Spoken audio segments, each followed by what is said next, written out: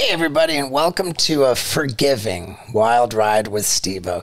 We're looking back at the past with Roman Atwood, and we're just coming to terms with some things that weren't that great. And we're moving forward in a positive way. It's a good thing.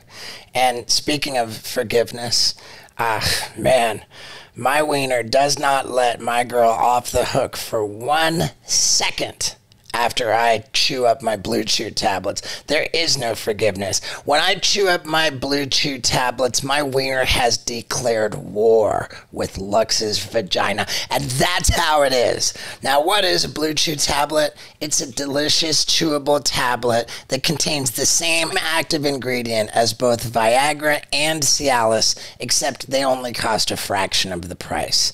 This is it, baby. Blue Chew tablets give you a major boner, and I love using them, and my girl Lux really loves it when I use them too.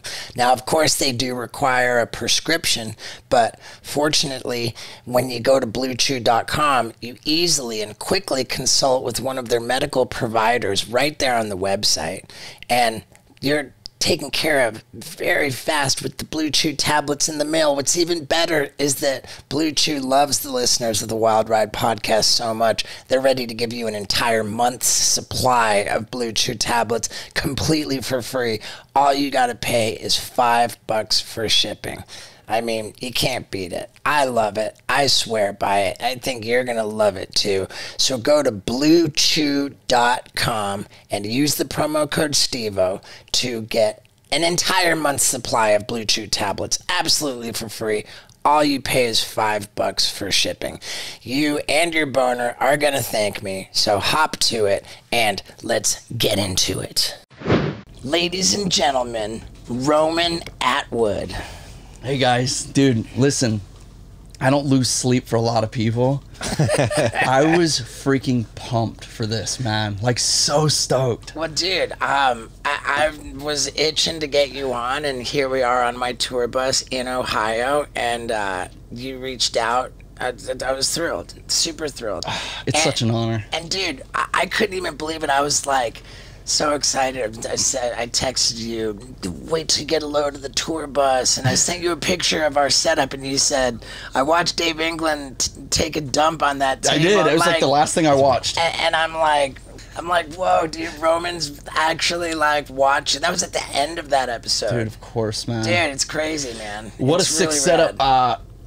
You got to show people this. Like, you need to show people your setup. I have so much more respect for your setup. You've got cameras hanging from the ceiling. Yeah. You've got Scott rocking it with the mixer on his lap. Like, this is like full optimization of what you do. For sure, man. It's inspiring.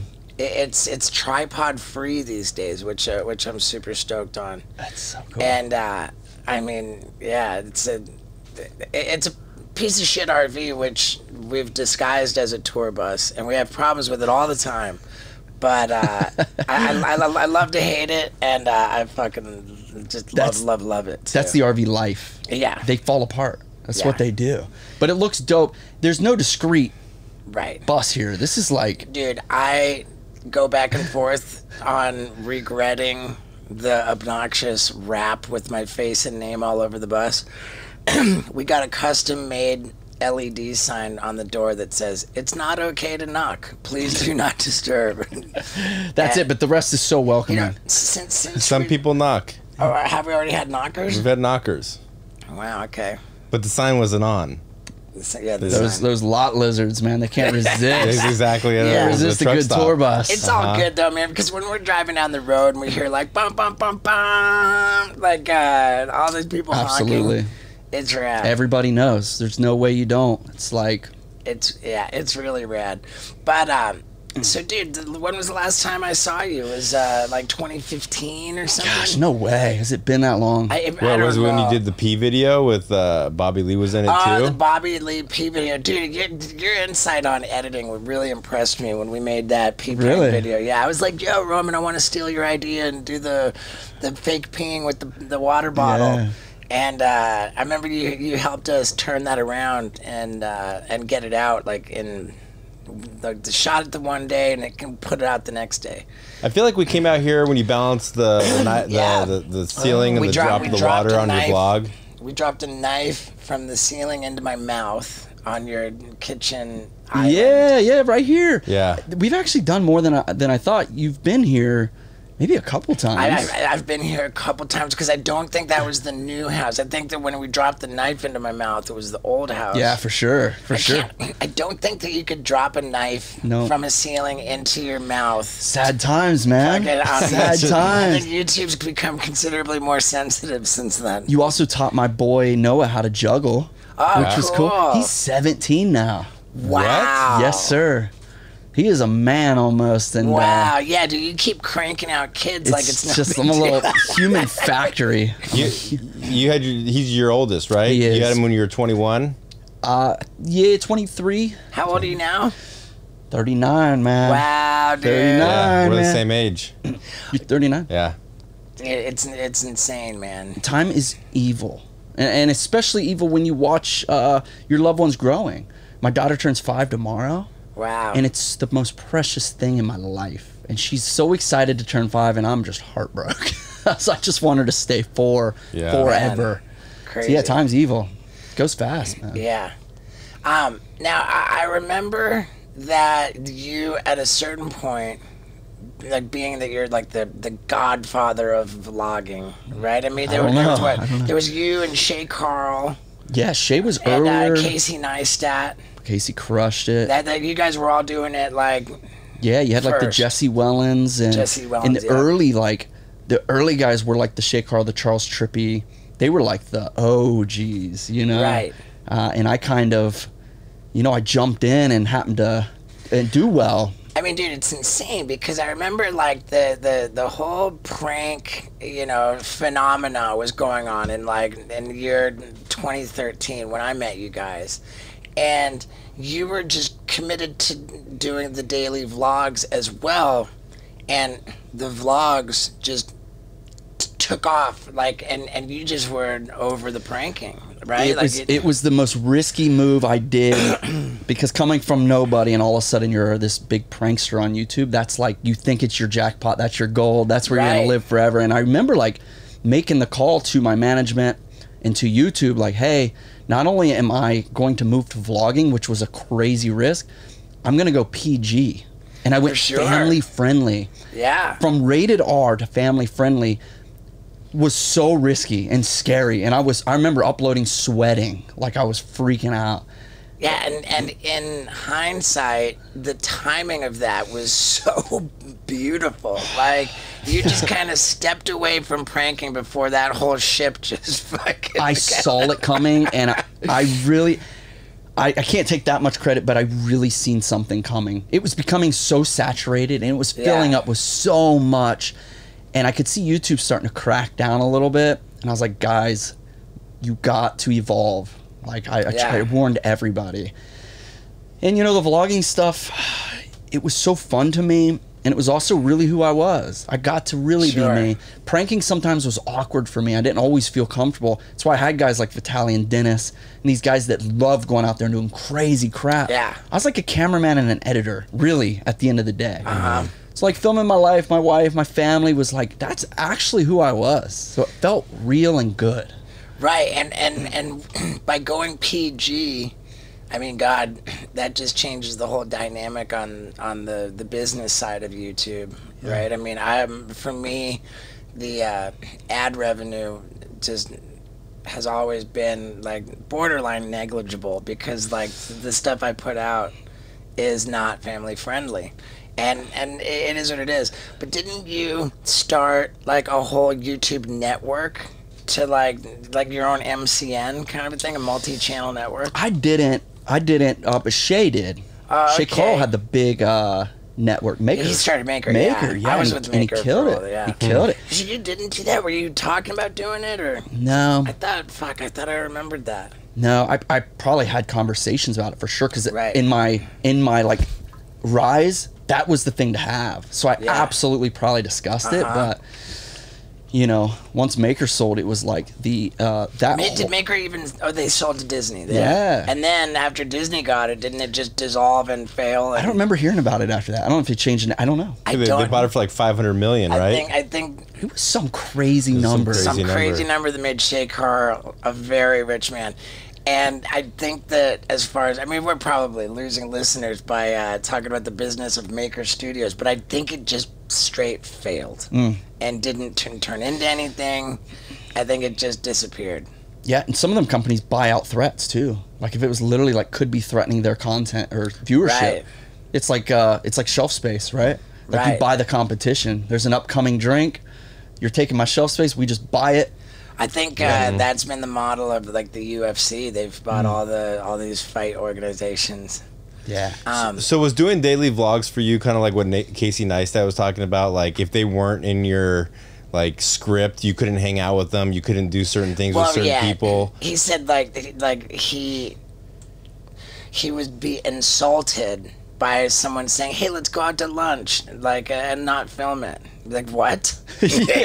No, it changed my whole life because you got, not only are you from, but you got camera on somebody else's face all day. So you know your mom and dad and your brother, everybody. Right. I filmed everything, dude. I know it was annoying, but everybody dealt with it well. And going PG was another double-edged sword because it's really hard to be funny PG.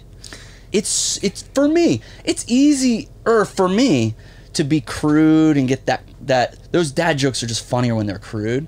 So going PG was tough for me. So I fell onto that family content. But you got rad too. I remember when you were like, "Okay, now I'm gonna learn how to do a backflip on a motorcycle." Like Yeah, that true. shit was With rad. Travis Pastrana. Yeah, I pretty much did what I love to do and kept it clean. And How's dude, it? I saw. I mean, dude, you've been on fire like recently with like just all different like contraptions and just like I'll be like commenting on your Instagram like, dude, this is the most like creative shit. You know, I love Oh, it. thank you, man. Yeah. Just I think that like I mean I wouldn't even necessarily put you in like a PG basket because like this is so much of the stuff you do is just straight crazy. It's like it's rad. here's the weird part. All my kids that watch me, they're all adults now. I've done it long enough now that I don't have Right. any no kids know who I am. It's all these high schoolers and college guys that come up to me. I watched you when I was a kid, right? And that was my very first step to starting a podcast.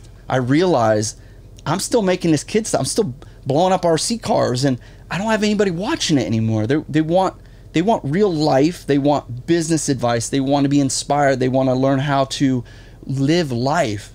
So I've started to fade from my kid audience, you know? Right. Now I have full-grown adults listening. That's crazy, man. It really makes sense, dude. I have this buddy in Tampa. He's like the biggest radio DJ. His name's Mike Calta, and I just love this guy. Like, we get together and go out to dinner and shit. And there was a point where he was like, dude, my son, like, is like losing his mind like Roman Atwood. Like he's so crazy about Roman Atwood. And I think at some point I was trying to like link you guys up, but I don't know if it worked out. And I think that like what you're saying adds up because he's you know he's the kid's grown up and like maybe he went through like a Logan Paul or something, you know, like, and then it's crazy like to have kid audience. And it's so weird for me because I feel like I get older, they just stay the same age for me, you know? Yeah. Dude. I could go on and on about how you've inspired me. Just infinitely. Man. We were chatting with Aaron out front, talking about how YouTube started, how Jackass was before that, and how... Well, didn't YouTube start as like a dating thing? I think I do have that right, that YouTube started as a dating thing. And I got something to tell you about dating. I'm in a relationship, of course, with Lux. And to strengthen my relationship, I decided to get into therapy. And I couldn't be more glad that I did. And I couldn't be more glad that this episode is brought to you by BetterHelp.com. Untitled.com, which is your one-stop shop for all of your therapy needs, where you'll find an entire network of professional, accredited therapists who can help you with whatever it is you're hoping to work on. And I can't speak highly enough about how much being in therapy is helping me. Not only with my relationship with Lux, but also in just addressing things like my out-of-control diet, like my email box, like anything that's giving me stress, I speak up about it, and next thing you know, I'm addressing it. So it's just helping me immeasurably, and I'm very happy to pass on this message to you guys, and a big discount. If you go to betterhelp.com/Stevo, they're going to give you 10% off your first month. Plus, keep in mind that the therapy you get through BetterHelp is easier to set up. You can do it remotely, and it's way more affordable. So them giving you 10% on top of that is epic. I say take care of your mind. Go to betterhelp.com/Stevo and check out how well you can match people up with precisely what you're looking for. You can find the perfect therapist for you, and that's what I did. Again, I'm very happy I did. I hope that you get this BetterHelp. HELP. So please do, and let's talk about YouTube. It definitely wasn't what it is now. Yeah, for sure. But the dating thing. I think it was like a dating thing. They were trying to, like, I thought that somehow Jackass was like an inspiration to the people who started YouTube. But then I got into some like documentary about YouTube. On YouTube, and it was like, I think that if I remember correctly, it was like, oh, it was some dating deal, and they just had a video component so that you could like upload videos of yourself to introduce yourself to potential dating partners. Interesting. I think that's what it was. Yeah, that makes sense. Yeah. Yeah. So I mean, I don't know, but yeah, it's rad. I mean, awesome. The whole way the world has changed with technology is insane. I remember when we were here last, you were running a merch operation out of your garage, and you had all of your family like packing up the parcels and shipping them out and everything. Yeah. And I remember Scott and I being struck that you had only like one item, just the Smile More shirt, and that was it. And I think they were all like royal blue, and like no other colors. Yeah. And I remember like us thinking, man, like I wonder like why even back then we were like, man, every time we add a new piece of merch, like our sales just go up. You know, did you ever end up like diversifying your merch? So here's the funny part. We just recently moved the company to Texas. Okay. I've partnered with a close friend of mine. We own Bunker Branding, and we actually run merch for 50 different influencers. So so it's a fulfillment house. Our companies fulfill. We also produce all the product in house. Okay. So you have a viral idea, that shirt can come out that day on your website, right? So we're quick. But the funny thing with Smile More, which is this logo, still to this day, we tried forever to release new art, and the only thing that would sell was our plain white Smile More logo. It was like our Nike swoosh. It's like the only thing people wanted was that brand. It's like I branded it as that logo, not necessarily the word Smile More. Right. I mean, it's a great thing. I mean, it's hard to see Smile More and not feel good. It fit with who I am, and you know, I always just try to inspire people. I want people to have a better life, and Smile More was me for real. So it's always been fun to push that. Yeah. But just recently, as in 2 months, we're starting to drop new art, and we're testing it. So I'm pumped to move forward. But man, I'm telling you, we branded it so hard as that logo. It's hard to like. You know, dude, we struggled so much selling apparel for the longest time, and it drove me nuts because I've got books, I've got skateboards and stuff, and all of these things that we sell, I'll sign everything. I spend like so much time signing merch. And it's the signatures that I put on the merch that actually make the things sell. Absolutely. And like the t-shirts that I don't sign, it's just like they just fucking sit in the warehouse and just collect dust, and it drove us nuts until we tried the new model, which we heard great things about from other podcasters, where you present a shirt design, you say this is limited, we're taking orders for the next 7 days, you can pre-order it now. Then because people know that after those 7 days it's never going to exist again, there's an urgency to get it, so they buy it like crazy. We take the orders for 7 days, and then we turn around a production run super fast and ship them out. And no overhead, because you know how many you need to order. You're not gonna you're gonna print as many as you've already sold. And we've done it twice so far, and finally I feel like we've cracked the code. Yeah, now, that's awesome. That's exciting. Well, with your model, it sounds like a little bit of like a Teespring model, right? You're printing to order. Yeah, we're playing around with that same concept though with the pre-orders. Nobody seems upset that they have to wait a few weeks to get the merch. Don't make them wait a few weeks. Well, if you pre-order, like this is coming out next month, Yeah, well, I think you got to get a like that. Scott can answer this better, but like we just finished a pre-order window yesterday. There's like a rapid and prototyping they're printing department right now. And the other thing that's great about it too, because we've got this like pretty substantial company that produces and distributes to retailers, so they're like they know what's up. 12 color silk screens, no problem.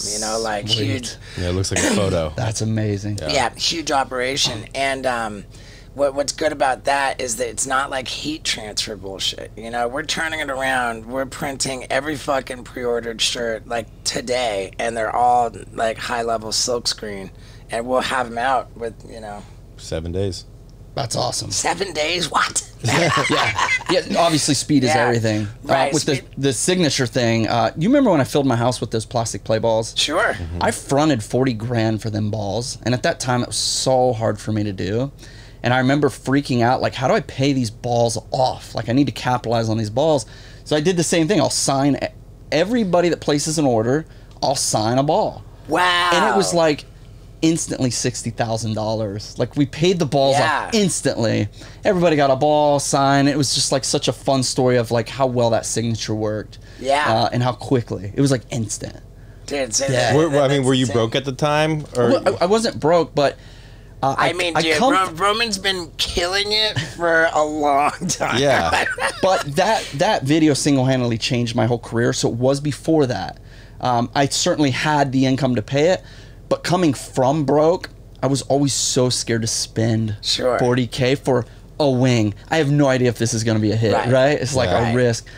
I think that as a rule, for me, like if I'm investing, because that's all I do, it's like oh man, like I'm gonna do a podcast, I'm gonna buy a crazy expensive Sprinter van, best purchase I ever made, and then it's like, oh, I'm on tour now, I've graduated to theaters, like renting a tour bus sucks, let me buy a piece of shit RV, best move I ever made, like and production wise, like I've spent insane amounts of money to produce like big stuff, and every time I've bet on myself in that regard, it's worked out.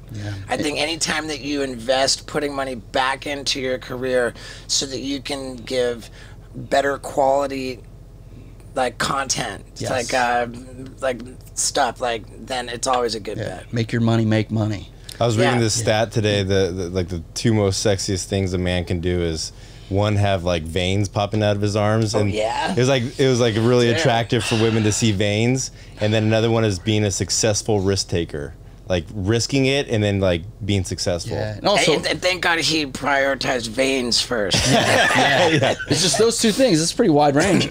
And also, you hit a point where, especially in our field, you got to have tax write-offs, right? We have so little overhead on YouTube. You have to. My accountant, when I really started making money, it was absurd. He would literally call me and be like, you have to spend this much money this week or you're giving it to the government. So it would just force us to blow money. It was like we would just buy everything we need. It was new work truck, a skid steer for the property. We just blow money. And it's like, these type of things, those are expenses that you write off, help avoid taxes. They're all business expense. They grow your company. I don't think I have any trouble whatsoever spending money because I mean, like, we put money into production, and that's, you know, like, you'll see tonight. And by the way, I'm so excited that you're coming to my show. So pumped, man. Like, so pumped. I'm fucking flying around all over on a helicopter, dangling from a rope ladder. Stop. This is big then. Yeah, because you know where the last time I saw your show was. Yeah, it was a big bar. It was nice. Yeah, it was a comedy club. It was a nice club, Cleveland. But it sounds like you're. I mean, this is something I filmed for, like, but my show now is multimedia. So in the opening sequence, I'm like fucking on the roof of a house, and this helicopter drops a rope ladder, and I grab it. I'm flying around, like, crashing through all this shit. The fucking helicopter flies over this tour bus, and I drop off the rope ladder and land on the roof of the moving tour bus. Oh my god! And then it's like the tour bus like takes me to the theater, and that's how I get to this. So you watch. So you see that, and then you walk out. You watch me get to the show. Let's go, man. Yeah, the last show you were at was the Ice House Pasadena, I think. It might be. It might be. And then we all went out after. Yeah, it might be. Yeah, I mean, whatever. It's crazy. We've known each other for a good amount of time, and I'm excited to really get into how much you changed my life on your podcast, which is new, and that's kind of like, just hearing that seems impossible. No, dude, it's insane. Like, I mean, and not just you. You were the first. Yeah. You know, you were the first to launch me into the digital space at a time when I thought that was like a terribly depressing demotion. I was like, dude, I'm a big time movie star, man. Like, I've been in like 3 #1 movies. Like, I've had my own TV shows. But now I'm gonna like upload a YouTube. yeah, I can see where that sounds. And I swallowed my pride. I was like, and dude, thank God. Then it's like you saved my life. You know, I mean, you brought about a rebirth. And there's been like a bunch of people who I meet, and they're excited to meet me, and I'm like, dude, I like get to glean from, you know, like Danny Duncan, like, you know, like Steve will do it, you know, like there's all these there's all these YouTubers who are just like as successful as like the top tier of, you know. It is wild how big some of them have gotten. It's crazy. You get all that love because people care about you so much. Like the inspiration, you created us. You created us. I mean, it's rad that there's this mutual respect, and like adoration that's like, so, you know, and it started with my relationship with you, where like you know, I knew I needed to start over, and I did, and you showed me the way, and like you were my mentor, you know, and I have a number of relationships like that, and I'm so grateful that you know, that I could be teachable, you know, like it's good crazy. For you for jumping in, man. You really were one of the first to take that risk and that jump. I mean, at your level. It wasn't even. I don't even think that I see it as a risk, and we'll save it for your podcast. What's the name of your podcast? It's just the Roman Atwood podcast, man. Thank God. Bro, I had so many names, and everybody's like, it has to be Smile More, but I was like, I didn't want to turn the merch into the podcast, right? Yeah, that's fine. And then I had Roman Atwood Pranks, Roman Atwood Vlogs. It just felt right, Roman Atwood Podcast. Dude, there's nothing wrong with that. Yeah, I don't love or hate it. It's just the name. Yeah. That's. I mean, who reached out to who to get the vlog going or to get your YouTube channel going? I had like an a on connection Instagram to Vitaly. I remember exactly where I was sitting and what I was doing when you got on the phone. Okay. It was that special to me. Yeah, I was cloud 9. I had met Vitaly without even realizing it at one of my meet and greets and at an early comedy club before you and I even started working together. Yeah. It would have been like 2011 or 2012 or something, maybe like 2013. But I'd take pictures with the entire audience after every show.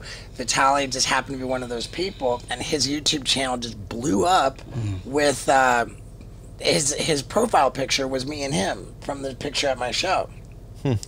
And I was in this spot in 2013, like trying to get something going, and I was like, you know, I was kicking around an idea where I was going to put together a team of like kind of jackass dudes, and so I was looking for like pranksters on YouTube, and that led me to Vitaly. Like, hey, I've got this project, and what was crazy was that they were like, yeah, we're kind of killing it. We don't really need to be like your sidekick on a bullshit TV show. And even if they were willing, I couldn't sell the show. You know, I just couldn't sell the show, and that was where I was getting into a dark place, because like I lived in a world. What was real to me was a world where I needed permission from assholes in suits to green light some kind of project and fund it for me to be able to do anything. And here these guys showed me, hey, you know, like, your TV show idea, like, you know, like, whatever, like, we're just doing YouTube. I just took a shit on a basketball court and made 10 mil. Yeah, we know nothing about TV. That's all we know. Yeah. But at that time, I didn't even know that there was, like, particularly money in making YouTube videos.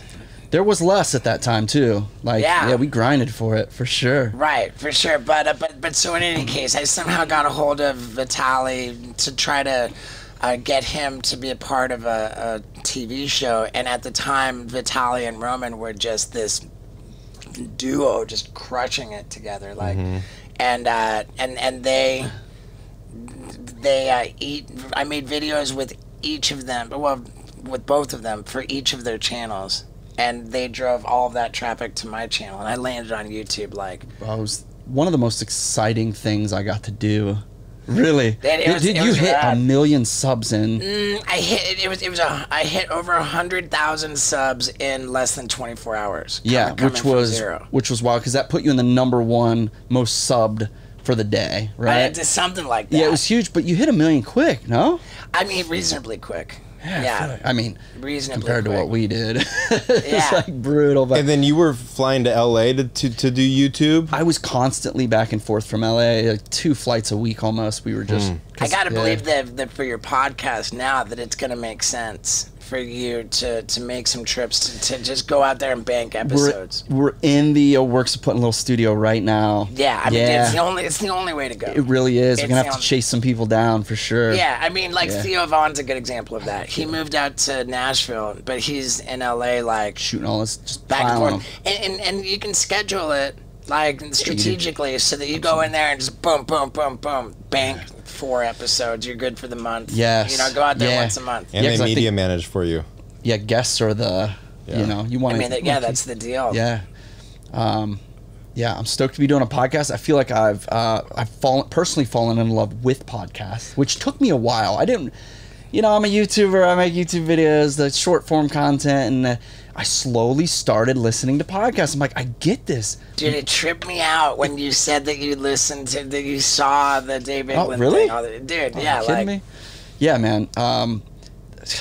You guys are so crazy, bro. I'm like sitting here, wife and kids, just watching a dude poop on a table. This is 2 different worlds, man. You want to shit on this table all day? Yeah. Can I get you to pee in my mouth? Yeah, dude. Let me just whip it out, bro. Yeah, dude.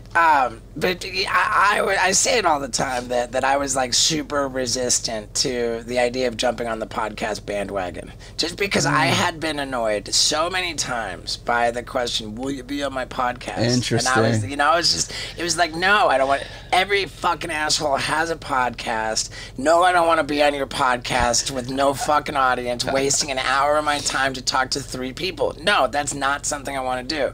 And then to turn around and be the asshole asking that question. Interesting. Oh God. Yeah, you would have been primed to ask, right? You're such a star, dude. Funny, it's so awesome to see Theo killing it. I was on his podcast back when it was no video. He just had like this recorder in the room and everybody talked into it. You know, it was like early days, man. So it's so cool to see him grind, and he's such a funny dude. He's so naturally funny. He is so funny. And it's weird because now he's become like this huge, like, huge theaters, you know, like he's at the highest level of comedy. Epic, dude. I love hearing that. And he's like, it's just making him uncomfortable being so successful. Oh yeah, he's such a hometown boy. He's like, dude, like I'm not comfortable being so successful, and I'm like, okay, buddy. Yeah. It's crazy, man. But the idea of podcast is tough, but I'm so glad I did it. And that was my whole gimmick with the Wild Ride. Like, dude, if I'm gonna be this annoying guy, let me say, hey, I'll bring the studio to you. And I love it. I love it too, because I see this name, I'm like, God, I wish I had a cool name. This is so cool, and it's on your bus. It's like the coolest thing ever. I'm super happy with it. Wild Ride's dope. Whenever I look at the sign, it just gets me. It gets absolutely, me stoked. Man. But yeah, the getting guests is so stressful and anxiety inducing. Like when you just came on the bus, I was like, dude, we need great guests. Yeah, it definitely. I'm 8 episodes in, right? Yeah. So I know I'm counting all these people I know personally, and then it's like I'm gonna run out, right? I'm gonna run out. Then I got to start bringing on people that. The other hard thing is I have an audience, so I want to bring people on that I'm interested in, but my audience has no clue who they are, maybe. Right. And that's where it gets tough. It gets really tough. Everybody in my audience knows you, so it's a naturally fun episode, right? Right. But when I bring on a UFO expert that nobody's heard of, it's like, I'm gonna watch. I aspire to get to that point where, like, Rogan can bring on whoever. What a goal. Yeah. What a goal. Like, whoever. And I'm at this point when we get names suggested to us for podcast guests, I just got to think of like the health of the podcast overall, and I'm like, man, is this a person that's gonna do good numbers? Is this gonna be? It's a business. It's tough. It's a business, right? It feels like every episode is either going to help the health of the podcast or hurt the health of the podcast, and sometimes like. I have just done guests because I love them. Yes. And I fear that it's hurt the podcast, but then again, it also. I mean, I don't know. Yeah. It's just I obviously overthinking it. And I'm the exact same way. Exact same way. Yeah. I had a good buddy on 2 episodes ago. Love the guy. I just genuinely love him. My worst numbers, right? And coming out the gate, you don't want no bad numbers, right? You're like, I want 500,000 every episode, right? Right. Mm-hmm. Yeah, it's like 120,000. But dude, you told me you had Vitaly on, and that just tripped me out. Now, let me be completely honest. I thought going into a podcast with Roman Atwood that it would be super uncool to even bring up Vitaly because he's been a controversial figure in recent times. I was shocked as hell to learn that Roman was like communicating with him at all, let alone having him on his podcast. But I think that's great.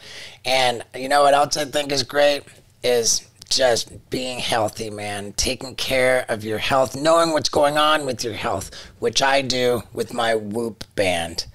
If you haven't heard of these yet, then you've been living under a rock, because it is the most highly sophisticated fitness tracking device ever invented.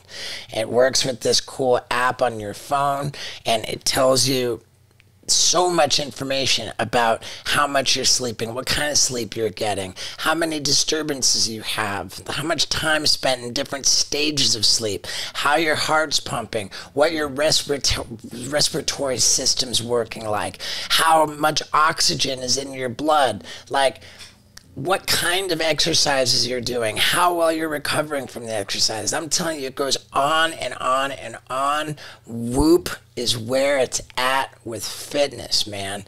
And they're offering the listeners of the Wild Ride podcast not only 15% off your membership at checkout if you use the promo code STEVO, but they're giving you the Whoop 4.0 band with the waterproof everything charger included for free if you sign up for a Whoop 4.0 membership. It's the best thing, man. I mean, I love it. You're going to love it. So go to whoop.com whoop.com. That's WHOOP.com. And use the promo code Stevo for 15% off at checkout. Thank you, Whoop. I love you. Thank you, Wild Ride listeners. I love you too. Now, let's talk about Vitaly. Like you said, he's been sober for 8 months. Here's the thing. Yeah, I'm a little biased. I love this kid. Like, I want to see Vitaly do great, right? So I had him on my show. He told me he's been sober. We had lots of talks leading up to it. Look, it's controversial. Sure. But it also makes great podcasts, right? Of course. Everybody hating on him right now also wants to hear it. So it's been a very successful episode. But at the same time, I got to witness, and I think the viewers really did too, a new Vitaly. 8 months sober. The Vitaly we know couldn't sit for an hour, hour and a half and do this. He couldn't. Right. He would be pooping on your table or doing the helicopter. Right. He's just the craziest human I know, and I tell him that all the time. I mean, isn't it like, I mean, I don't know, but I just kind of got this sense that you went PG. I mean, sure, you did the Natural Born Pranksters movies together, but kind of about that time, like, you went your own way. And it felt like you kind of needed to distance yourself from Vitaly. We definitely went separate ways. Mainly, no reason whatsoever, friendship-wise. Love the kid my whole time I've known him. Love him. It was tough to watch him kind of... Like before, like the big thing with the arrest, like it was like we were watching the wheels fall off, and it was tough, you know. And it makes sense that you can't fuck with the guy when he's in self-destruct mode. Yeah, I definitely never felt like I left his side in any case, but I certainly went a different direction. You know, I came back to Ohio and filmed with my kids, and I couldn't keep up with I couldn't party anyway. I was editing every night. Right. I don't remember you ever partying. I couldn't because I was uploading every day, and I was the editor and the cameraman. So it was also my excuse not to party and keep my family strong. It was like 11 o'clock at night. Gotta edit this video, man. It's like, but it's so interesting to hear you say that vlogging, creating videos, and keep my family strong in the same sentence. Right. Doesn't it how much stress does the constant cameras and vlogging I think Brittany and I just talked about this recently. I don't think we went to bed together for almost 3 years because I would edit till 3 a.m. She would get the kids to bed. She would go to sleep, and I was so dedicated 100% to the time I wake up. It's what I'm filming, and I also had to try to one-up it every day. I went as hard as I could. Sure. To the time I just passed out on the couch usually while I was uploading. It's not good for your fucking health. Absolutely destroyed me. You know what's crazy? I didn't know it until I stopped. I was like on a snowball, but when I stopped, it took me... It aged me so hard, man. Well, dude, I don't see it, man. I'm furious. I don't know. I'm working out hard like you did at this age, bro. I was like... I'm furious with how young you look at 39. Well, I'll be honest. Britt shaved all the grays off last night. I was like, they glisten in the light, man. Dude, yeah, so I was like... under the hat, it's terrible, but I was like, just enough to cover the hat. That's it. As long as you just I got a ton of grays, and we're the same age. Yeah, man. But your skin looks good. You're doing saunas, you said? Lots of sauna. I'm also doing the red light. Yeah. Don't know if you mess with that. I love it. What's breaking me out, I'm still a kid, is caffeine, man. I gotta get off the caffeine. Dude, that reminds me. I remember, we went out to dinner one night, and you were like, "Oh, I just watched this documentary about sugar. I'm off sugar." How long did that last? Was I doing that at that time? Dude, you were sugar free. I think I made it 14 days. 14 days. It was the hardest thing ever. Never felt better in my life, by the way. Went right back to sugar. It's gnarly, dude. It's gnarly. It's the most gnarly drug on the planet. I'm in a 12-step program for just that. Detoxing. The fucking Overeaters Anonymous. My wife does... Is it weird that I said that at a public level? My wife does 72-hour bone broth fasts. Have you done it? Dude, my girl just did that. Lux just did that. What happens when you do that? Just helps you detox mainly your gut, because your gut controls what you want to eat a lot. So you're getting off carbs and sugars, bone broth, dude. Yeah, I mean, my girl said just a liquid diet. She can have like basically soup, I think. Like yeah, broths and like juice, you know, whatever, but just no solid food. It's amazing, dude. I do all the time. I do at least once a month. I do a 24-hour nothing fast, nothing, no water, nothing. Yeah, you're looking lean. You're looking good. Yeah, I'm trying. I can't gain weight though. That's the problem with the way I'm eating. So I got to step it up. You can hang out with us for a week. And Dude, when I travel, I've been on a 2-week hiatus. I haven't eaten this bad for a long time, but when I'm traveling, it's impossible. Athletic Greens, man. Yeah, it's one of my favorite podcast sponsors, and I literally swear by it, dude. You got a packet of shit you pour in a pint of water in the morning, and it's like comprehensive nutrition, and it's delicious. Heck like yeah. I swear, I feel like I've had it actually. Dude, like Athletic Greens, it's epic. It's epic. I'll check it out for sure. I can't even imagine like the stress on your family with all the working. But the obvious question to me is, why do you do your own editing? Dude, listen, man, this is a trap that I can't even answer it. You know what it is? I started filming. The reason I bought a camera was to edit. I really enjoyed editing. So I think there's this weird part of me that's just like, I can create it the way I want. I regret it every night. Every night I'm sitting there, the family's going to bed, and I'm like, gotta knock this video out, bro. You're still doing the editing? I still edit. You edited last night too, Steve, quite a bit. I mean, like, here's the thing. Like, I have an editor, but I am like the gnarliest, like, over-the-shoulder nightmare for the editing. Like, I spend like way too much time in the bay, and like, but at least I got somebody to get it into like decent shape. I'm not like putting it in there to begin with and creating the timeline and syncing it up, and like so I come in after the fact. The biggest step, the biggest new thing is I have somebody chopping the podcast at least to its final form, and then I go through and I mean, dude, like with the podcast you can't really, and it's easier to edit because it is a production multicam. Clink. It is what it is, right? Yeah. With vlogging, it's like, do I look stupid? An editor might not catch it, right? I know if I look stupid because I'm judging myself. But you don't look stupid. Can you really hand somebody your baby, right? And I have tried it, and I have done it many times. Currently, I'm just rocking it, dude. Dude, it's insane. The work ethic is insane.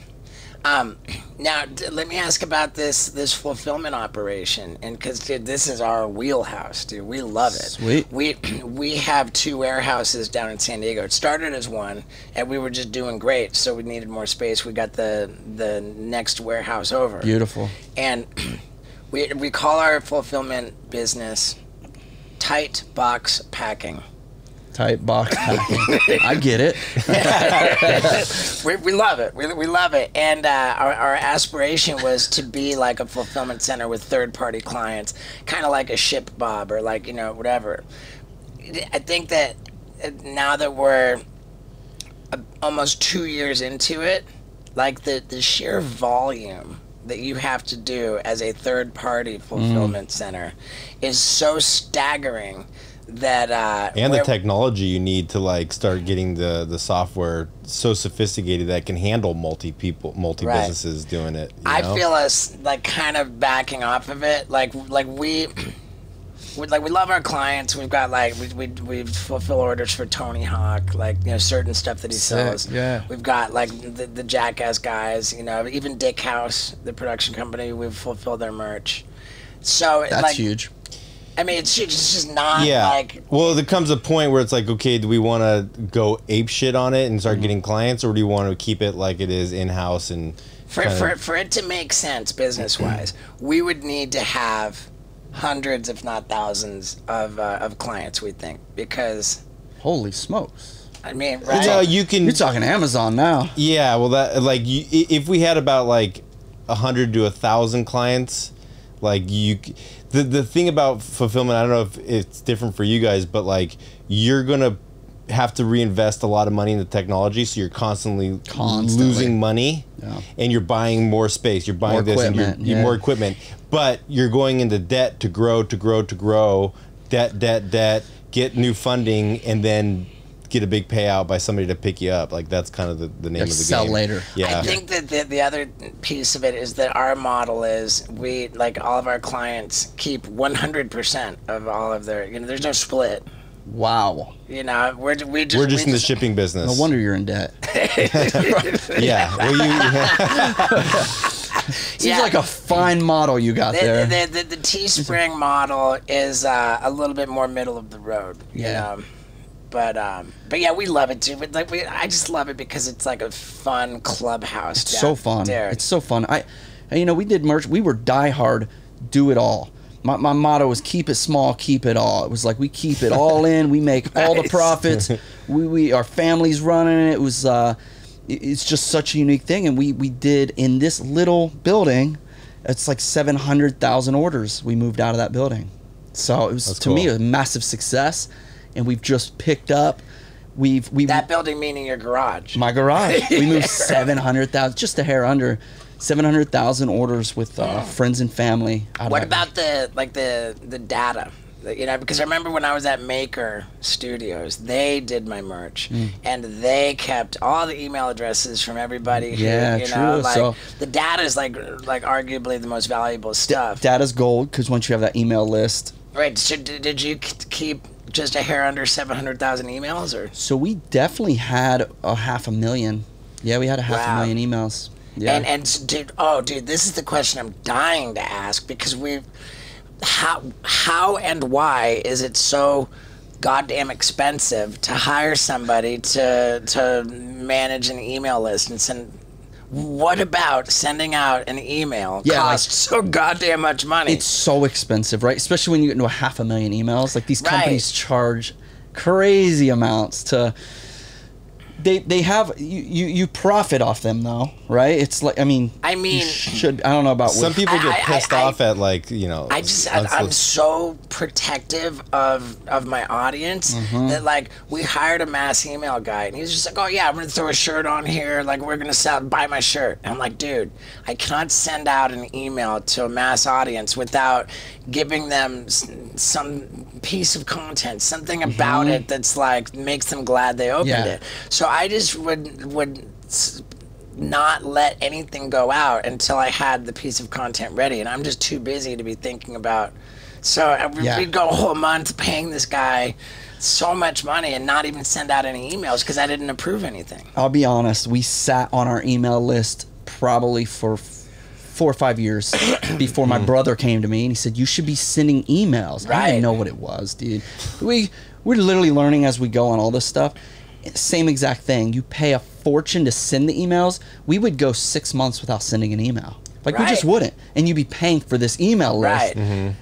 So exactly. Yeah, I eventually just got my brother. My brother's a whiz at this stuff, and he would help me out. And I would just record a 30-second video for that email saying hello. Yeah. It was something personal. There you go. And I did very few of them. I never capitalized on the emails. Never did. Is your brother using Klaviyo as the? I don't know. Man, we might need to talk to your brother. Anytime, man. He'd love to help you. Yeah. Help you guys anytime. So what other kind of like business? You know, you got the fulfillment and. Yeah, that one's very exciting to me. And now part owner of that company, me and Matt, and his wife own the company, and I'm just stoked to bring Why Texas? Is that like a tax thing? No, it's just where he started the company. He's really built this company, and they've done all the hard work. They really have. And part of he's wanted Smile More to be a part of that company forever, 5 years. And I just do it myself. Like, it's my bread and butter. It really is. Smile More's income outweighed all my income. Like, more than you two, that's my bread and butter. So to get Smile More there, we worked out an ownership deal. So, which is very exciting to me because I love the merch world. I love that I get to grow a company now, not just Smile More, but a company. What's the name of the company? Bunker Branding. Oh yeah, that's what you said. Really fun place. Like you said, it's a clubhouse, dude, right? It's a clubhouse. I want to put a podcast there in the bunker. Where in Texas? San Antonio. Okay. Yeah. Great hub, and just been so fun for me, dude. And buying some properties, investments, and just things that my kids will probably sell one day. And yeah, like just setting things aside. And what yeah, man, dude, real estate, that it's crazy, dude. Like, we're like growing up and like, yeah, dude, we have a podcast. That's how you know we're growing up. I don't know that a podcast is a benchmark of any. I don't know, dude. Just talking. I feel like 5 years ago I would have never thought about a podcast. Now I'm like, it is fun though. I can sit and chill with somebody I really love and just chat. It's fun, like fascinating conversations with like exciting people. I really enjoy it. I really enjoy it. I feel like my heart's happy doing it. Cool, and I haven't had that for a while, man. Like, I swear I look at my vlog camera some days and I want to throw up. Like, I really do. I burn out, bro. What kind of camera are you using these days for vlogging? Dude, I'm not going to lie. I'm still rocking a G7X. Wow. A little pocket camera. Now, I did just recently get a A7, a Sony. Right. But it's so darn awkward. Yeah, like, it's clunky. Casey killed it with them big cameras, man. And I never made the move. I just, you know, but you can see it. My quality sucks, dude. G7X, is it up to like G7X like 6 or dude, something? I think they're still rocking the G7X. Like, I think they keep updating it, but it's still a hot camera. It's crazy. Yeah. Wait, I remember you were the first person I saw with the little baby dead cat on there. Yeah, dude, I really think I started that, man. I remember being at VidCon or something, and guys like Jesse Wellens is like, "What's going on there?" I was like, "Windscreen." Like, I don't know why nobody thought of that. Because my videos are right. Gotta get a windscreen on here. Yeah. Do you have you ever gotten into touring? Like, it seems to me it would make sense for you to have done that. I did a fantastic tour. We were killing it. Big theaters, sold out with Fusi. Oh, okay, I remember him and I did a real fun, like, 40-show tour, a little bit of Europe. Europe, you know, is so fun. The fans are so fun in Europe. That was like my only tour. We did a little one for Natural Born Pranksters. Talk about awkward, dude. Because that movie was rated R. I'd already made the PG switch, but the movie took so long to come out. It was all these families and kids showing up. And I'm like, this is like hard art. Dave England's pooping on a canvas and making a painting out of it. And I'm like looking at these parents like, I'm so sorry. Like, wow, what am I going to do? Like, and wasn't that like I seem to recall that, like, on the financial end of that, didn't it kind of become a debacle? Like, so Vitaly and I just had this conversation on the podcast. Because now it's a joke, but at the time, I was the only one that said I'm not doing the movie unless I get money up front. Right. Period. Because, dude, I kind of know the biz. I was like, I don't know, man. Never know. Like, yeah, we're in our prime, but we're on YouTube. Like, I don't know how a movie or TV is going to do for us. So I wasn't doing it for $100,000, which, come on, it was like they were selling it as this big Hollywood movie, right? And I'm like, that's fine if it's such a success.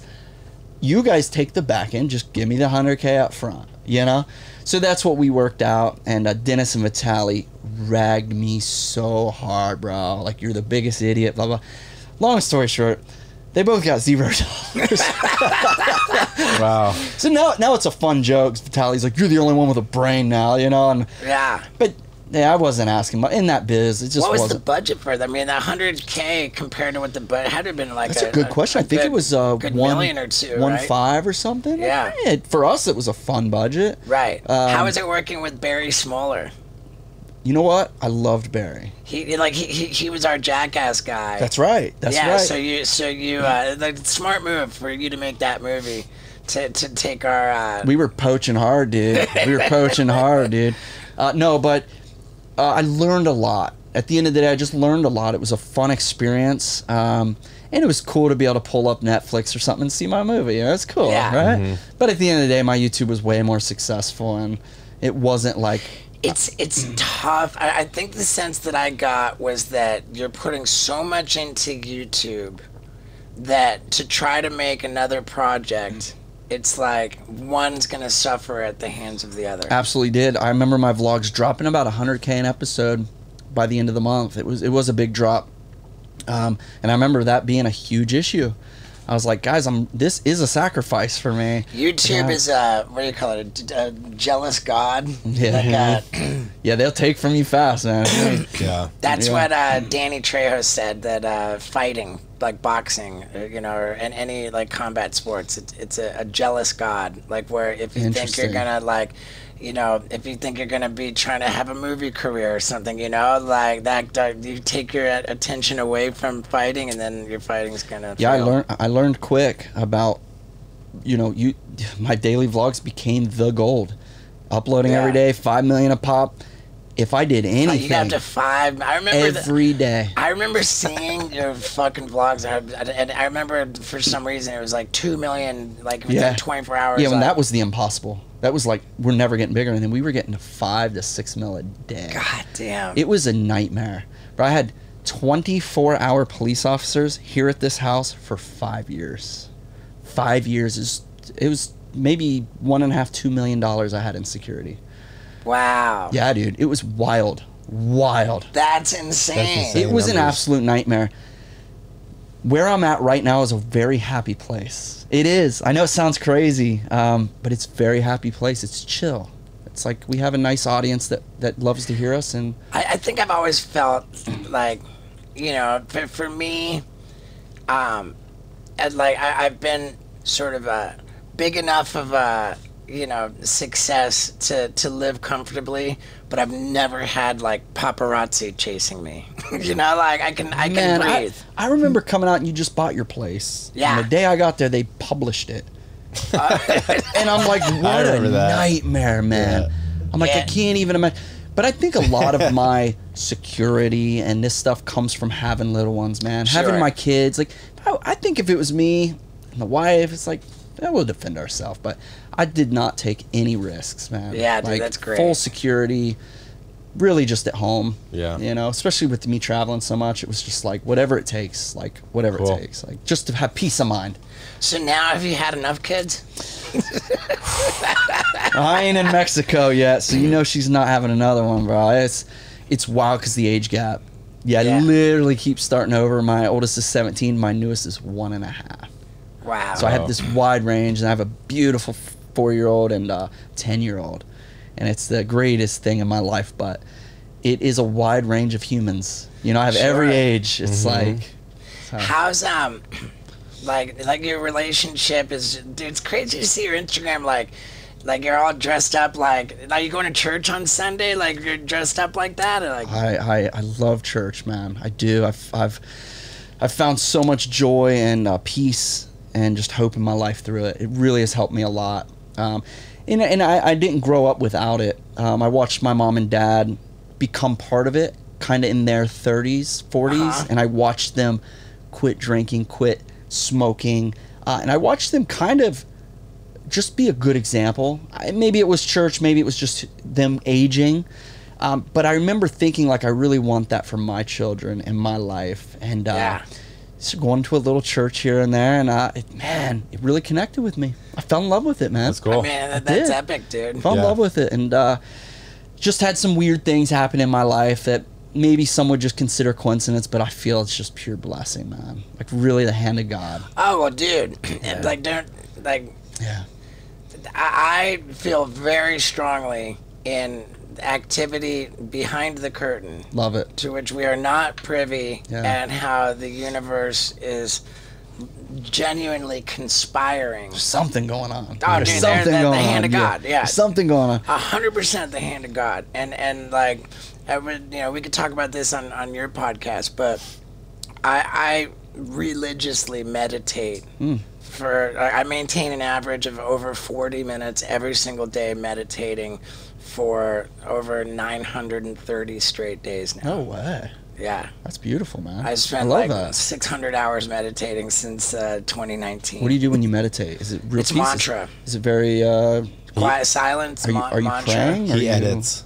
You're working, bro. I mean, it's mantra based. So the same as like a transcendental meditation, Vedic meditation. And I'm terrified of ever not doing it. Interesting. Because I genuinely believe that it has formed a relationship with the universe. I am plugged into some type of other power. An intelligent fucking order of the universe that is conspiring in my favor. I love it, man. I think that we all find things, and you know, there's just times where you just shouldn't be alive. Oh yeah, you have survived. There is somebody watching over you, my man. No doubt. So, man, I love hearing that. That's cool. Yeah, yes. I have strong spiritual beliefs, man. Awesome. I have an unshakable faith, and I genuinely believe that whether it's going to church, whether it's meditating, whether it's just like being mindful to not do harm and to be generous, to being a good human, that brings about like some kind of respect for the universe, for life, for just being thankful. Yeah, that's a really big fucking thing. That's what we're here for, you know? Yeah. So, with that said, I think that what we need to do is send some traffic to each other. Now, if you guys want to hear the continuation of this, where I might actually start crying, because I'm so fucking grateful. I'm gonna walk everybody through how dark my life got, and the significance of you and I coming together almost 10 years ago now. This just blows my mind. First of all, I'm pumped to hear it. Yeah, this blows my mind. I didn't know this. This was the effect. I did not know, so I'm pumped. I have a book coming out in September, which I urge everybody to pre-order. You can, and that's the only way to get a signed hardcover copy is to pre-order it, and you can do that at stevo.com. And man, the book, it doesn't come out till September, so you're gonna get the that's like boom. Mm-hmm. Yeah, that's true. That's a boom. Get it now. Order it now. Yeah, get it now. But everybody, we're gonna switch over to the Roman Atwood podcast. Thank you guys for having me. Everywhere podcasts are available, and on YouTube. Yes, sir. And we're particularly interested in our Spotify listeners. Yes, yeah, we're working on something fun for them for this particular episode. Yeah, I got something exciting. So I think we might see a little bump in our Spotify action. And man, dude, it's fucking really rad. Dude, for real, I'm beyond honored. Yeah, dude. Thanks, Scott. Yeah, you're the man. Sure. All right, that worked great. So there you have it, folks. If you're even still sticking around, because I know that everybody is hauling ass to go listen to the Roman Atwood podcast, which I recorded with him right after this. But before you race off, let me just thank you for sticking around to the end. My beautiful street team that I'm so grateful for. What can I say, man? I love you guys, and thank you.